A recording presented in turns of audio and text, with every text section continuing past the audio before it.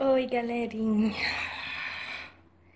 Eu vim aqui falar um pouquinho porque eu postei vídeo sim, sabe? Eu postei vídeo sem pelo menos ter apresentado ou, como posso dizer, sem falar nada, né? E também, entenderam, né? Então, quero falar que meu nome é Dinanda Padilha. É com A, tá? Tem uma mania de gente, filha de uma mãe, pegar e falar assim: Edinanda!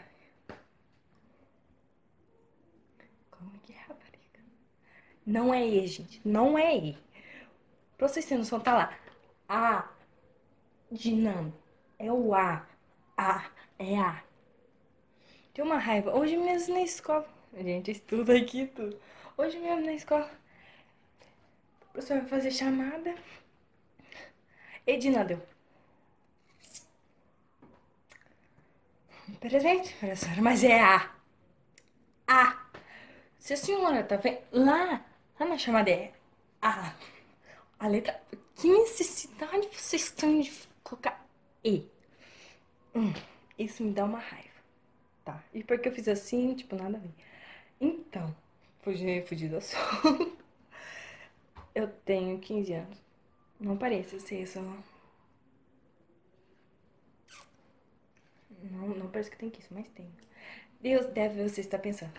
Nossa, tão nova fazendo vídeo. Foda-se. Foda-se. Nova. Gente, nada a ver. Ó, corta bagunçado, eu sei. Eu vou limpar, mas é de tarde. Ah, essa menina aí, ó, fazendo vídeo no YouTube e tal. Mas minha cama é uma cama que dorme. Não, essa cama não é minha. Tá, eu não vou arrumar. Essa cama não é minha. Eu não tenho obrigação de arrumar a cama que não é minha. Oxi. Tá. Aí, daqui a pouco o intruso entra ali. Então, não arrumei minha cama. Não é minha cama. Não arrumei a cama. Tal. Mas e daí? Nada a ver, né? Então, eu quero falar pra vocês se inscrever aqui no meu canal.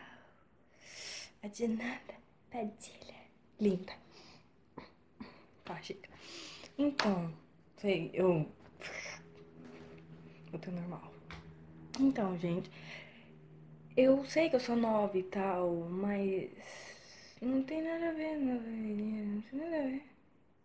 Eu mesmo, não tem nada a ver, não. Então, fugir do assunto, né? Mas, então, me sigam nas redes sociais, pelo amor de Deus. Facebook, vou falar pra vocês que é Nanda Padilha, que eu acho que meu nome é muito grande e eu ainda acho ele meio feio. Não aceito isso, porque não sei de onde minha mãe surgiu de ter uma ideia de colocar meu nome.